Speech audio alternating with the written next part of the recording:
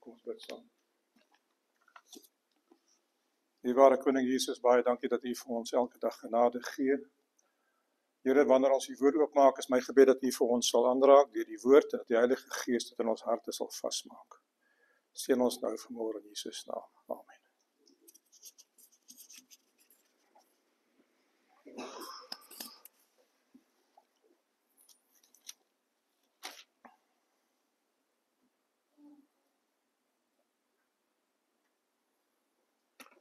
Het jy die skrif hier opgesit of nie? Goed, jy kan sien daarso, Psalm 122, en hierdie is elke teks in die Bybel het 'n agtergrond. Ek was in 'n distrik gewees waar vir meer as 'n jaar en 3 maande die gemeente in 3 verskillende plekke aanbid het oor interne konflik. En ek kon nooit almal bymekaar kry nie. En die Sabbat toe ek dit reg kry deur die genade van die Here om almal in die kerk te kry vir die eerste keer, het ek vir hulle hierdie teks gelees. 'n Bedevaartslied van Dawid. Ek was bly toe hulle vir my gesê het, laat ons na die huis van die Here gaan. Mag die Here vir u seën in sy huis, in sy tabernakel, sy heiligdom. Amen.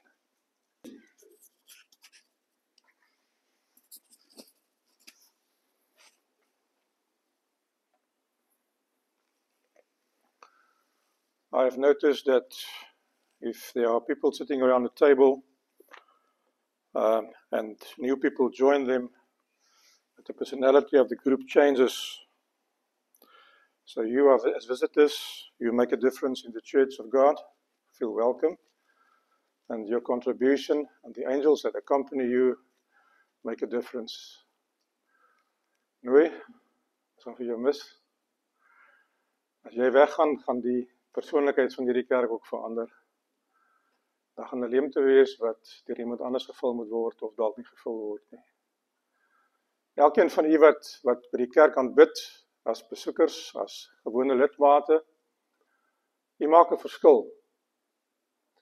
En soos wat u inkom of weggaan, verander die persoonlikheid van hierdie kerk. En die geestelike aanklank, mag dit so wees dat wanneer u kom te aanbid by die Here, dat die Here die teenwoordigheid sal gebruik om die groep te voed en te genees.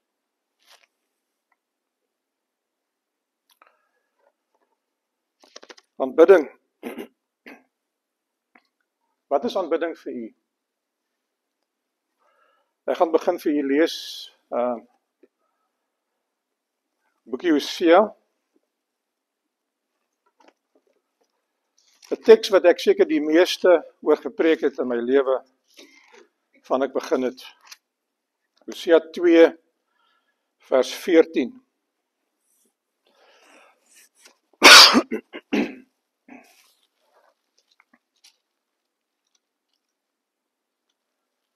Dan sal ek haar daarvandaan haar wingerde gee en die dal van Agor tot 'n deur van hoop. En daar sal sy antwoord, en wat daarop volg, ek wil nie die res lees nie. Die dal van Agor as 'n deur van hoop. Die agtergrond van hierdie verhaal. Het u al vir die Here gesê dat die foute wat u in die verlede gemaak het, is te veel? Ek het al so gewens 'n kans soos my rekenaar, baie keer as my rekenaar te stadig begin loop en te veel goed op die harde skyf kry, dan formateer ek hom, dan vee hy alles uit. Dan moet ek die programme weer van voor af laai, en dan is hy weer vinnig en alles werk reg. Ek het al vir die Here gebid in my menslikheid soos Dawid bid. Dawid bid snaakse gebede. Hy bid soos 'n mens bid, jy weet. En sê vir die Here, kan hy nie maar net uitvee nie, als weer skoon maak nie. Van vooraf, die spreekwoord sê in Afrikaans om 'n nuwe blaadjie om te slaan. Jy weet, as jy nou vol gekrap het, dan begin jy nou weer van vooraf en dan is dit nou weer skoon, dan kan jy weer van vooraf begin. Het jy nou so gewens nie? Ek wil gaan na boek Joël toe, Joël 1. Ekskuus, ek ben nou eers soek, ek is nou nie gewoond om meer te blaai nie. Ons is so gewoond aan die elektronika deesdae, dat ons nie meer die dinge kan doen nie. Hoe Joël kom na Hosea, né? Ek onthou toe ek in standaard 9 was, in standaard 9 standaard 4, die Bybelkundeonderwysers ons die Bybelboeke geleer uit die kop uit op sê. En dis hoe ek hulle nog onthou vandag as kind. Joël hoofstuk 1 vers 12 tot 15.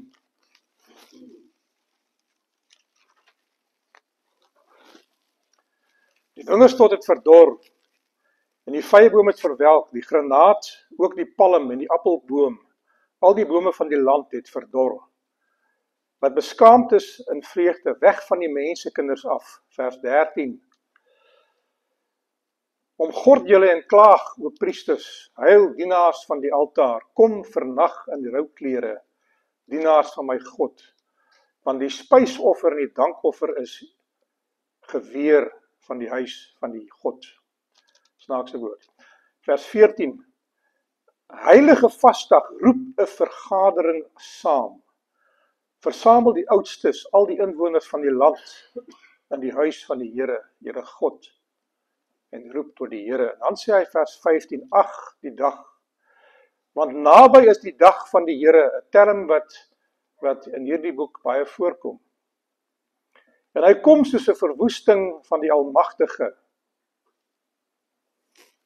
Is dit vir u nodig om 'n vasdag uit te roep weer eens? Om weer 'n oproep te kry? In Josua hoofstuk 6 staan die volk van Israel, die nuwe generasie, die geslag wat in die woestyn gebore en groot geword het, van 20 jaar en onder, gereed om in die beloofde land in te trek. Die Jordaanrivier lê daar, en dit is 'n grens tussen en ek wil nou nie sê Egipte nie, want Egipte is nou al vir 38 jaar effektief verby. Ek weet die Bybel sê 40, dis nie regtig korrek nie. Hulle het 38 jaar geswerwe. Maar daar was 2 jaar in die woestyn voor die straf gekom het. Maar die Here het dit inklusief hulle deel van die proses gemaak, so het dit nie langer gegaan nie. En so Egipte het vir die ou generasie agtergelê, vir hulle was dit die woestynlewe. So Jordaan word die grens van die woestyn wat die vloek was van die 40 jaar en die beloofde land wat hulle sal intrek. 40 jaar van rondswerf, 40 jaar wat die verbond, in daardie 40 jaar is die kinders nie bestyn nie, het jy dit geweet? So die verbond wat met hulle gemaak was, met hulle ouers, was nie geldig nie. Hulle het 'n straf uitgedien. Hulle het nie die Paasfees gevier in daardie tyd nie. So daar was nie nagmaal vir hulle nie. En die Paasfees was 'n simbool gewees van daardie verlossing wat deur die doop vir ons gegee is, geestelik.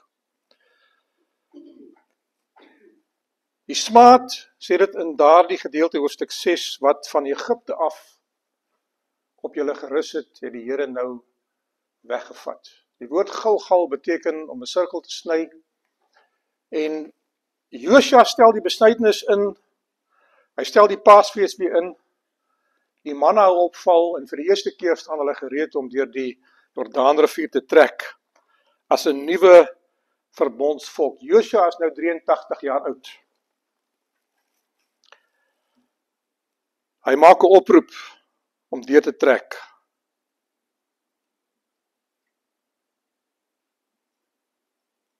Ek gaan nie al die tekste lees nie, daar's te veel. Hy sê vir hulle, gaan was julle, bad. Hy sê, trek skoon klere aan. En maak julle gereed om die Here, julle God te ontmoet. Want die Here gaan groot dinge vir julle toon, nou in die toekoms vorentoe. Geliefdes, ons aanbid die Here soos die Here vir ons toegelaat het op sy voorskrif. Gebed verander nie God nie. maar dit verander ons. Die Ou Testament profete het die Here aangeroep. Die boek Hosea, die profeet Hosea het sekere slagspreuke gehad wat hy aan homself, hy het gesê, hy het gepraat van die Here jou God. 5 maal gebruik hy, dan sê hy, my God, baie persoonlik.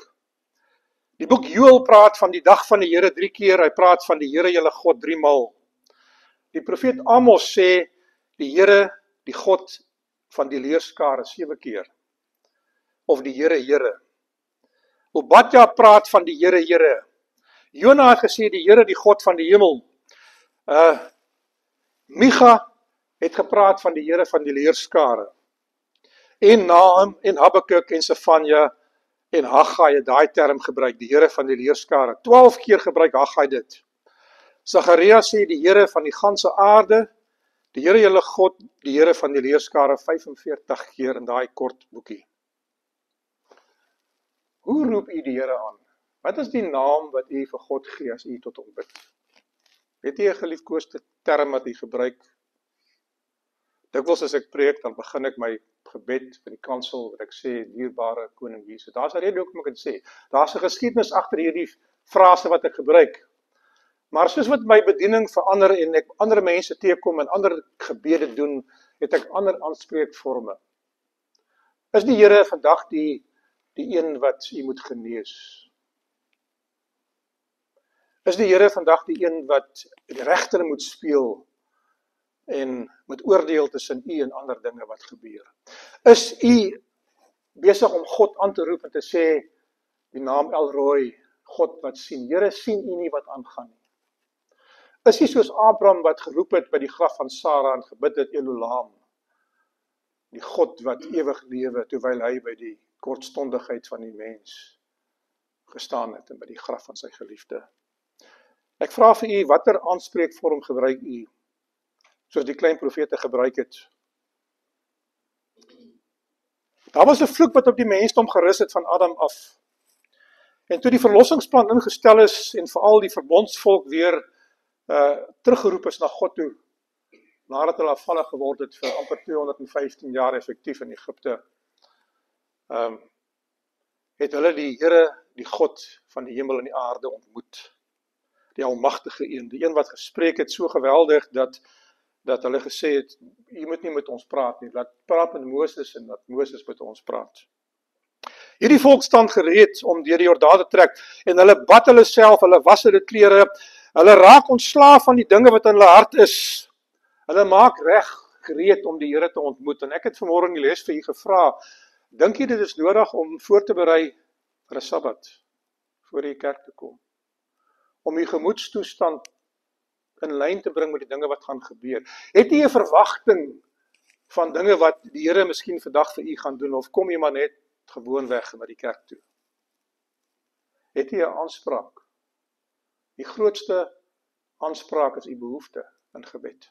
As u vir die Here kan sê, Here, ek vra omdat ek dit nodig het.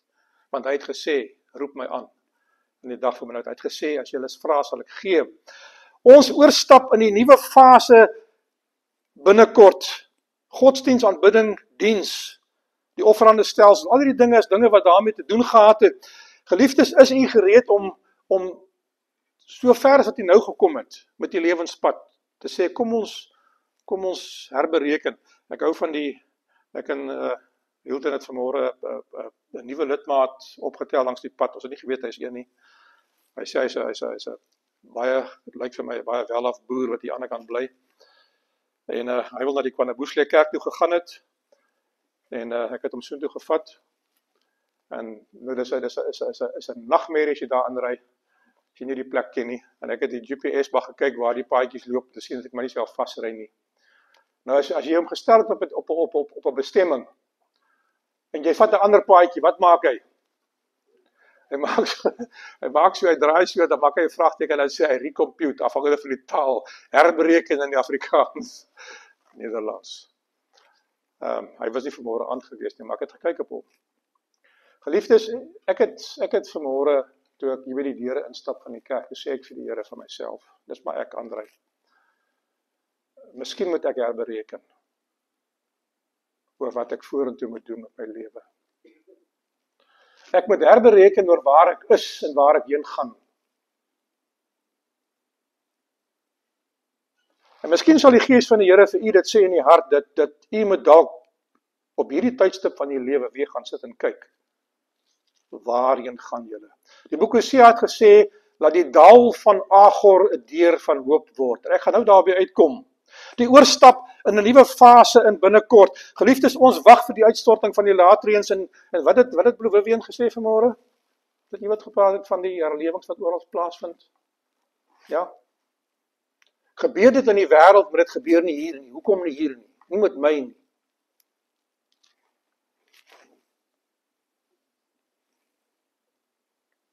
Josua 3 vers 4. Miskien moet ek daar blaai. Die boek Josua.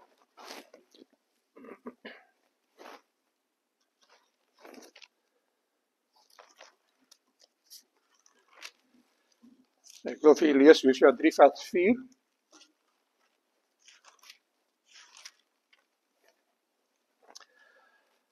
Maar laat daar 'n afstand van omtrent 2000 L wees, ongeveer 0,8 kilometer in ons taal, tussen julle en hom. Kom nie naby hom nie, sodat julle die pad kan weet waar julle langs moet trek. Wat julle gister en eergister nie met die pad getrek het. Die Here sê, volg daar die wolkkolom, maar hou 'n afstand tussen hom en julle. Want hy gaan julle op 'n pad vat wat julle nie getrek het nie. Hulle het in 'n kringloop getrek in die woestyn, al in die ronde. En nou skielik sê die Here, ek gaan nou op 'n nuwe pad met julle gaan. 'n Pad wat julle gister en eergister. Geliefdes, ons gaan dinge tegemoet gaan, sê Daniël hoofstuk 12. 'n Tyd van benoudheid soos dit nog nooit van tevore was nie en nooit weer sal wees nie. Is jy reg daarvoor? Ek weet nie of ek reg is nie. Ons moet ons manier van dink verander. Josua 5 vers 9 gebruik hy sulke slagspreuke waar hy vir hulle sê, toe die Here vir Josua gesê, vandag het ek die smaad wat van Egipte van julle afgewentel. Daarom het hulle die plek Gilgal genoem tot vandag toe. Gilgal beteken om weg te rol, dit beteken ook om in 'n sirkel te sny, die instelling van die besnydenis weer 'n keer. Die vloek is beëindig. Het jy al vir die Here gebid en gevra, as daar 'n vloek oor my lewe, dat dinge aanhoudend verkeerd gaan? Ek het op 'n stadium so gebid, gewonder daaroor. Alhoewel ek nie twyfel aan die Here se liefde nie. Is daar iets wat u wil agter u hê, wat u wil verbykry? Ek gaan dit nou in krastaal stel, ek is siek en sat van die boedel van handeling, want die ding kom nie afgehandel nie. Die prokureurs en die eksekuteurs bel my gereeld, en dan wil hulle dit hê, dan maar dat hê. Ek vul 100 keer die vorms in, en die goeders kom net nie klaar nie. Ek wil afsluit, en vrede maak in my hart. Dit gebeur nie. Is daar iets wat van die verlede wat u bly vashou, dat u nie kan vorentoe gaan nie? Sit u in wag vir skuld om afbetaal te word? Ek weet ons almal daar soms. Sit u in wag om te trek en te verhuis? Nooit. Jy het groot dinge wat voor jou lê nou weer. Wil jy dit agter die rug kry? Die mense natuur, ek het al vir die Here gesê, dit is nie regverdig dat ek moet gestraf word omdat Adam en Eva gesondig het nie. Nou die Here het dit geweet en daarom het hy gesê, sal ek my geregtigheid vir jou gee. Jy moet dit net aanvaar. Israel is gedoop in die Rooi See, 1 Korintiërs 10 vers 1 en 2. Hulle was in die wolk in die see gedoop. Hulle het nie geweet nie. Die doop is nie net water nie. Die doop is 'n oorstap van 'n ou lewe, is 'n besluit wat jy maak na die nuwe lewe toe. Aanvaarding van Jesus. Vir 'n tweede keer word hulle by die Jordaanrivier gebring. Ekskuus, waar die Here vir hulle sê, julle gaan nou wat agter is agterlos en julle gaan wat voor is weer aanvaar. Wedergeboorte, conversion in Engels, is die oorgangsplek van die ou lewe na die nuwe lewe, nadat jy deur die Heilige Gees oortuig was om dit te doen, en jy besluit jy gaan daai pad volg. Elkeen van julle het 'n vandag, in die Here se kalender is daar nie 'n môre nie. Psalm 103 sê, ek het jou sondes verwyder so ver as die ooste van die weste is. Daar is nie, ekskuus, ek praat nou verkeerd om, daar's nie 'n gister nie, dis wat dit sê, die verlede is agter jou. Daar's nie 'n môre nie, Matteus 6, sê, waarom bekommer julle oor die dinge wat julle gaan moet doen, wat julle eet en aantrek, en wat gaan gebeur? Hy sê, julle kan nie die toekoms sien nie. So daar's nie so dinge, maar hy sê in Hebreërs 3 vers 15, vandag, as julle sy stem hoor, verhard nie julle harte nie. Die oomblik wat die Heilige Gees tot jou gedagtes deurbring, en jy besef, die God praat met jou, of jy nou die Bybel lees, of jy nou 'n liedjie sing, of jy nou in gebed verkeer, ergens ter langs die pad, as mense met jou praat, dan kom jy agter, die Here praat met jou. Dis vir jou daai boodskap. Ek het vanmôre weer gevoel, die Here praat met my, toe die Sabbatskool aan die gang was. Is daar so 'n oomblik in u lewe? Dit is die oomblik wat jy moet aanvat. Dis die oomblik wat gaan tel, aan die einde van die dag. Geliefdes, ek het geleer en gelees, dat wedergeboorte is nie eenmalig nie. U kan elke dag u lewe aan God oorgee, en ek doen dit. Ek begin elke dag van vooraf, en ek eindig elke dag van vooraf. Oor die Jordaan, ander kant die Jordaan is daar 'n groot stad, die stad se naam is Jerigo. Dit is 'n sigbare stad, dit is die simbool van sonde, is die simbool van die Kanaaniete. Dis 'n fort, 'n vesting. Kanaan sê vir Israel, julle gaan nie in Kanaan inkom, as julle nie by Jerigo verbykom nie. Ons gaan julle stop. Maar die mense van Jerigo is bang, want hulle hoor van die Skelfsee, hulle hoor van die wonderwerke wat die Here gedoen het in Egipte. Hulle maak die poorte van die stad toe, jy ken die verhaal. Hulle bly binnekant, hulle kyk wat gebeur. Hierdie stad is in die pad van Kanaan. Is daar iets wat in u pad is om nog verder te gaan vorentoe? Iemand sê vir my eendag, ek werk nog op Sabbat, en dit is in my pad om gedoop te word. Ek het 'n verhoudingsprobleem, ek moet daai ding regstel, ek kan nie nou die Here volg nie. Wat is in u pad? Is daar 'n Jerigo wat voor u staan? 'n Groot stad, 'n fort, 'n vesting van sonde miskien, iets wat ek moet oorwin?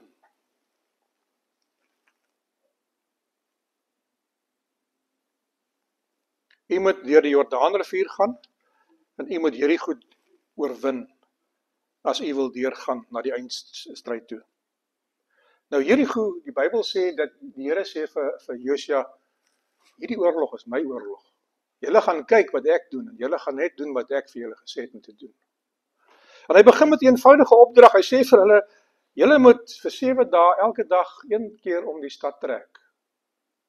Maar julle mag nie 'n geluid maak nie. Al wat julle doen, trek het om die stad.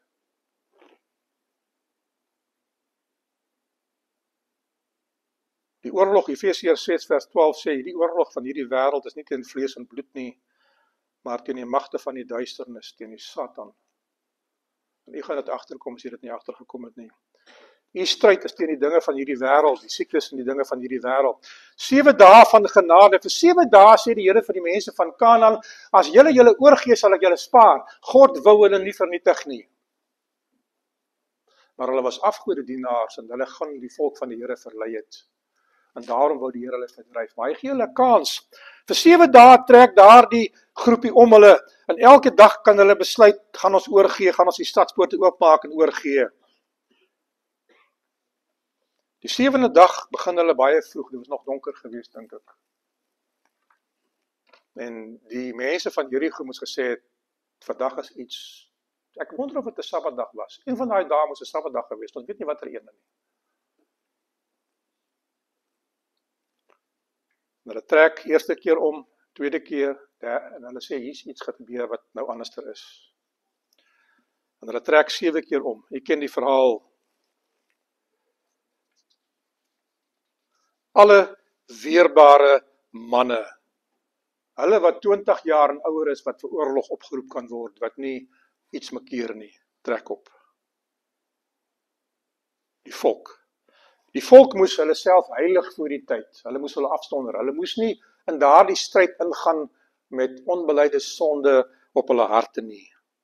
Toegewy, die woord heilig beteken om op sy te sit. My vrou het snaakse dinge gehad. Sy het sê vir my, moenie die kaas in die yskas vat nie, ek wil 'n gereg daarmee maak, dan steel ek so 'n bietjie kaas, jy weet, 'n toebroodjie hier, en 'n bietjie daar, en as hy die kaas, dan vries hy dit, so dat ek dit nie kan vat nie, vries hy blok net so, om my te keer. Sy sê, ek het die kaas afgesonder, sy het hom geheilig.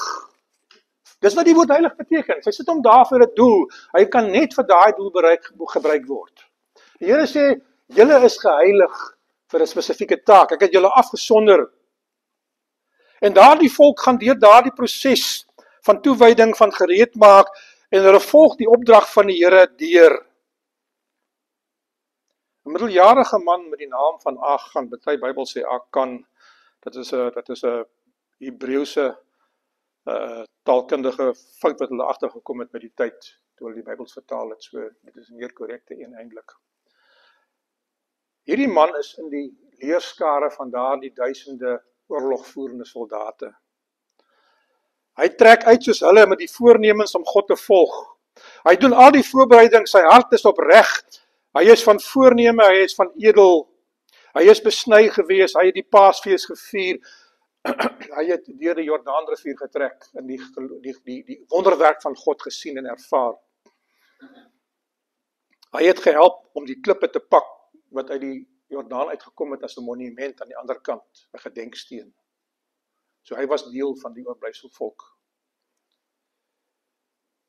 En toe hulle die 7de keer om die stad trek, het die opdrag gekom, nou moet julle skreeu. En elke man in daardie vergadering skreeu so hard as hulle kan. En daardie mure tuimel ineen. Want die engele van God het daardie mure omgestoot. Lees ek in Patriarge en Profete. Dit was God se oorlog. Al wat hulle moes doen is om daar waar hulle was, elke man net voor hom uit te gaan. En die mense wat in die 7 dae wat verby is, nie gereageer het op die genade van God nie, dood te maak. Man, vrou, kind, diere. En alles met die bandvloek te tref, huisraad te verbrand. Als wat kosbaar is, goud en silwer te bring, dit is die Here se offergawe, hulle mag niks daarvan. Dit is 'n ban. Alles, die Here sê, dit is my oorlog, ek veg hierdie oorlog, alles behoort aan my. In ander oorloë kon hulle oorlogsbyt vat. Slawe en slavinne, hulle kon meubelmente vat, as hulle wou, klere. Die Here sê, dis nie so nie. Hierdie oorlog is my oorlog. Dit is 'n tipologiese terminologie vir die woord geregtigheid of regverdigheid, geregtigheid. En ek gaan dit nie nou verduidelik nie.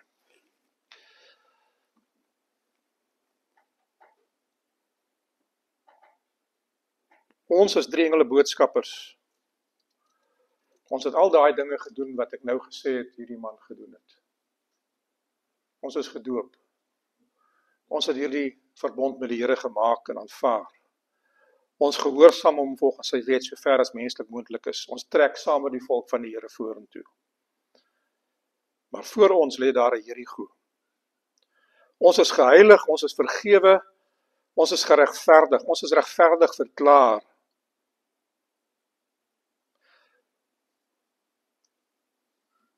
Nou, die gawe van profesie sê dat hierdie man het nie in sy hart ware bekering ervaar nie.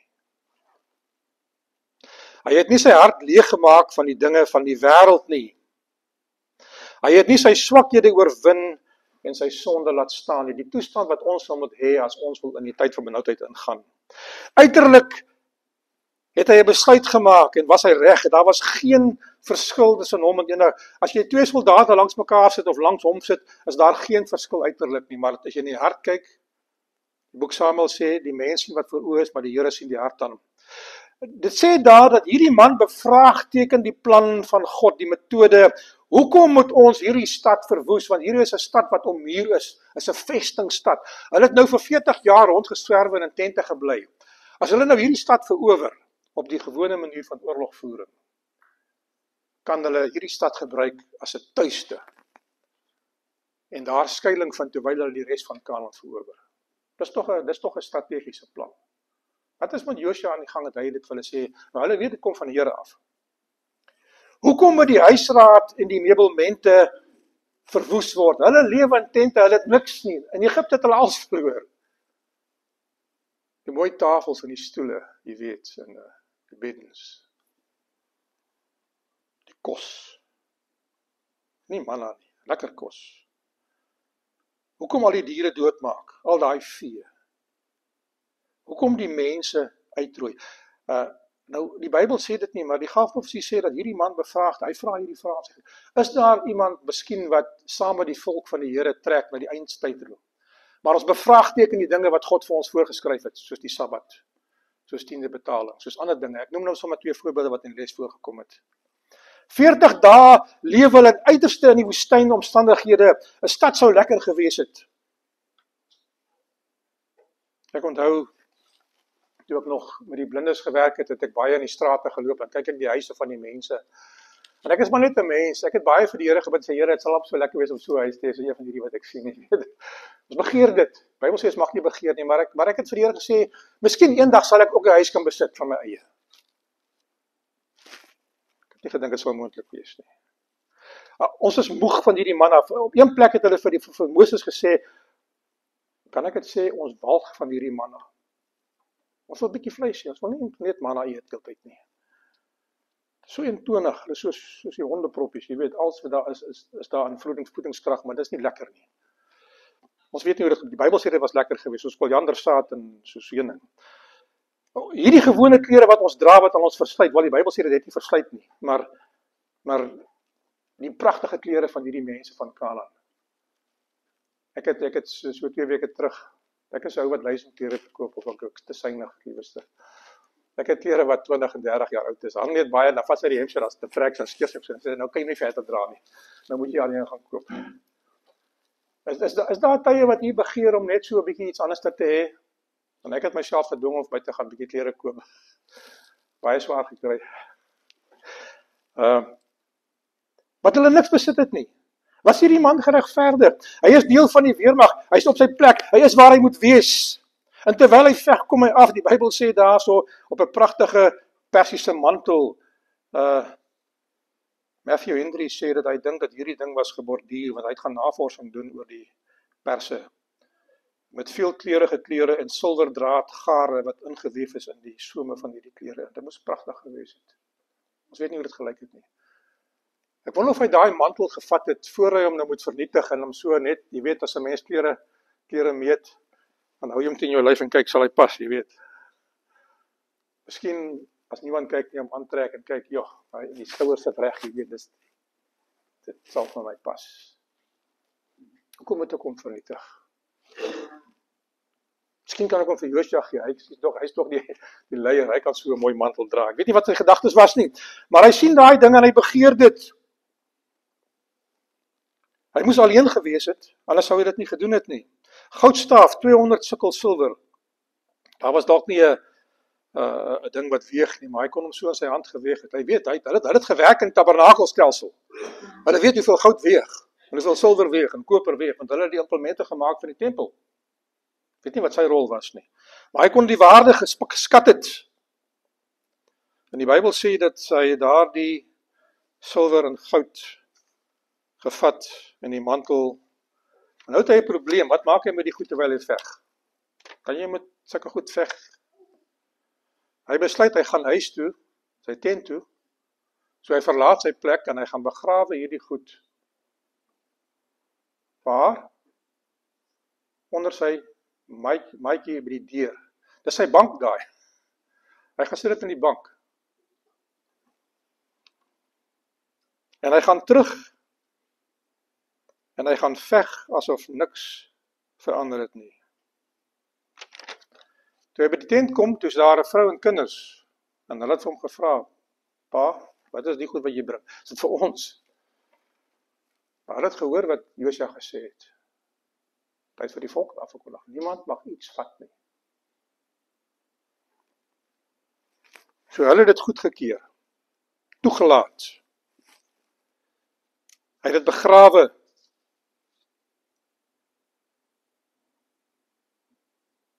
Oorlog gaan verby, niks gebeur nie. Nou, die volgende veldslag is 'n klein dorpie Ai, hulle gaan tel die mense, hulle sê daar's ongeveer 12.000 mense.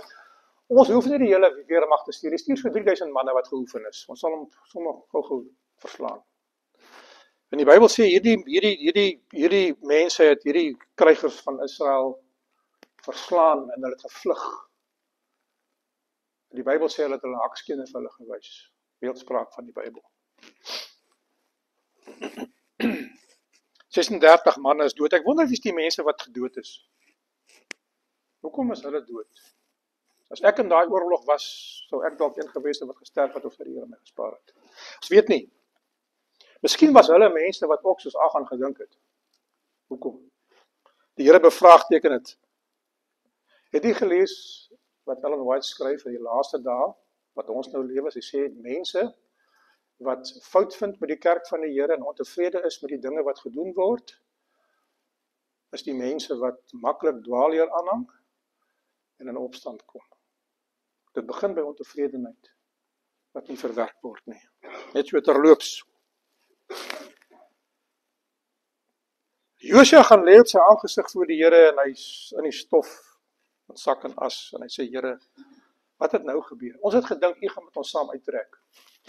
Nou maak U ons 'n bespotting vir hierdie mense. Dit is nie mis my woorde, dit is nie sy woorde nie. U ken sy woorde, vers 10 kan jy gaan lees. Die Here sê vir hom, staan op, hoekom lê jy in die stof? Die fout lê nie by my nie, die fout lê by julle. Iemand van julle het gevat van die ban wat ek gesê het, julle moenie vat nie. En hierdie is 'n verskriklike les. Een man sondig en die Here straf die hele volk. Die diensmaagd van die Here skryf, as daar 'n Agan, ek gaan dit sê soos hy dit skryf, as daar 'n Agan in die kerk is, sal die Here die kerk nie sien nie. Baie gevaarlike woorde.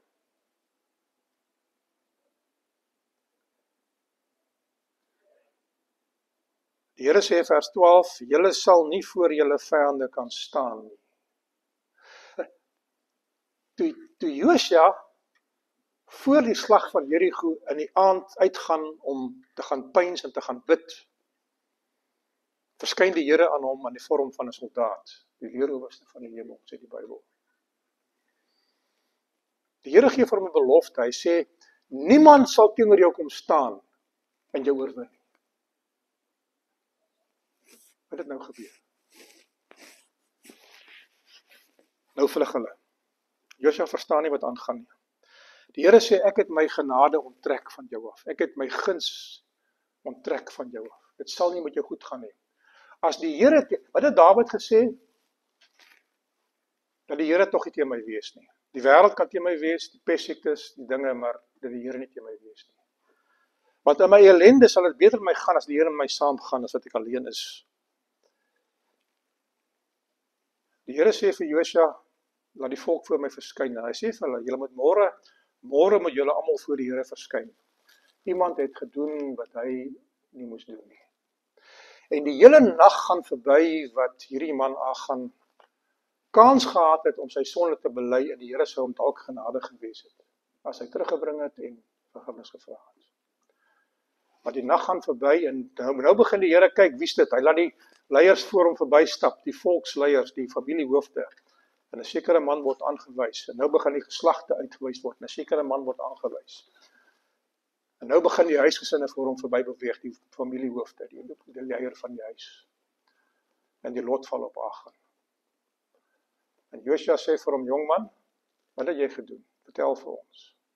En hy bely daar, hy sê, ek het 'n mantel gesien, ek het 'n goudstaaf gesien, ek het silwer gesien en ek het dit gevat. En dit is begrawe in my tent. En hy stuur man om te gaan haal, hulle gaan haal dit. En Josua sê vir hom, hoe het jy ons in die ongeluk gestort? Nou sal die Here jou in die ongeluk stort. As genade sy werk gedoen het, volg die oordeel van die Here. Die oordeel van die Here kan nie oor mense kom as genade nie met daardie persoon gepleit het vooraf. Dit is een van die reëls van die Christelike lewe. Vir elke mens het die Here tyd gegee om reg te maak. 'n Tyd wat vir 'n laaste keer die Heilige Gees na hom toe gekom het of haar gekom het en gesê het, iets is verkeerd, maak dit reg. Geliefdes, daar sal nie 'n mens verlore gaan vir wie die Heilige Gees, glo ek, nie 'n laaste keer gewaarsku het nie. En die Bybel sê, pas op dat julle hom wat spreek nie afwys nie. En ek weet nie wanneer gaan die Here vir die laaste keer vir my sê, Andrei, daar's 'n probleem. Maak dit reg nie. Daardie man is verskriklik. Wat met Jerigo gebeur het, gebeur met hom. Hy en sy familie word doodgemaak, vroue en kinders. Met sy huisraad, met alles wat aan hom behoort, het hulle gestenig. En daar in die dal van Agor het hulle 'n hoop klippe gepak bo op sy graf. Nou baie jare later, toe Israel nou al rus gekry het vir hulle arbeid, en die land Kanaan verower is, maar er nog steeds in afgoderry geval het, sê die profeet van die Here. Daar in die dal van Agor is 'n hoop klippe wat daar lê. Gaan kyk daar en leer die les. Want miskien sal daar vir julle genade wees as julle daardie les leer. Dat die dal van Agor vir julle nie die einde is van die pad nie, maar 'n deur van hoop om te sê, as jy jou bekeer, dan sal ek jou weer in guns aanvaar.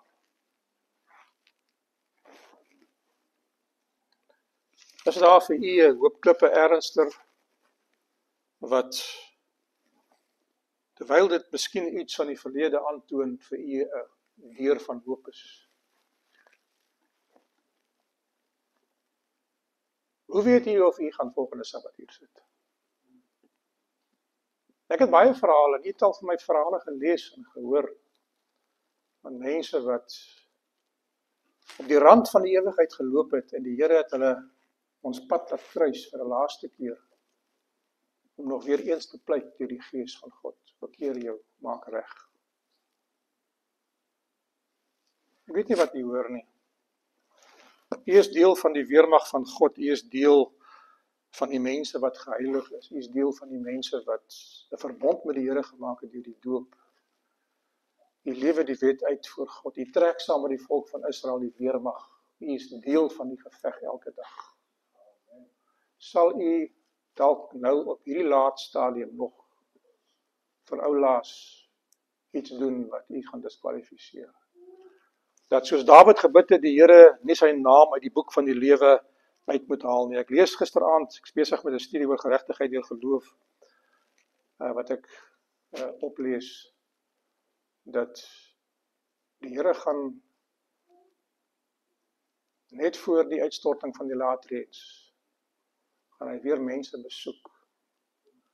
En hy gaan begin met die werk om, voor hy afsluit, name uit te haal uit die boek van die lewe uit, wat nie meer daar hoort nie. Mense wat nie meer in die verbond van God is nie. Dis waarvoor ek bang is. Dis waarvoor ek elke dag vir die Here sê, Here, ek begin vandag van vooraf. Ek het vandag 'n Jordaan voor my. Ek wil oortrek, maar ek wil oortrek op u voorwaardes. Ek wil met u geregtigheidskleed bedek wees. En die Gavelprofesie sê, die kleed van Christus se geregtigheid maak nie sonde toe nie. Jy moet jou sonde bely en laat staan, dan sal jy sy geregtigheid kan aanvaar. En die Here staan ook vir u. Mag dit so wees dat u sal deurtrek en dat u lewe nie 'n monument sal wees. As ek terugdink aan die geskiedenis van die Adventiste Kerk in Suid-Afrika, hoeveel manne en vroue ken ek wat hierdie waarheid lief gehad het en gevolg het, wat afvallig geword het aan die einde van hulle lewe? Ek kan baie name vir u noem. Nie dat ek een wees of u een wees nie. Mag die Here vir u seën. U moet hoop kry. U moet dat hierdie verhaal vir u hoop gee. Mag die Here vir u seën. Trek saam met die volk van die Here en die Here gaan vir u oorwinning gee. En hy het klaar besluit. Amen.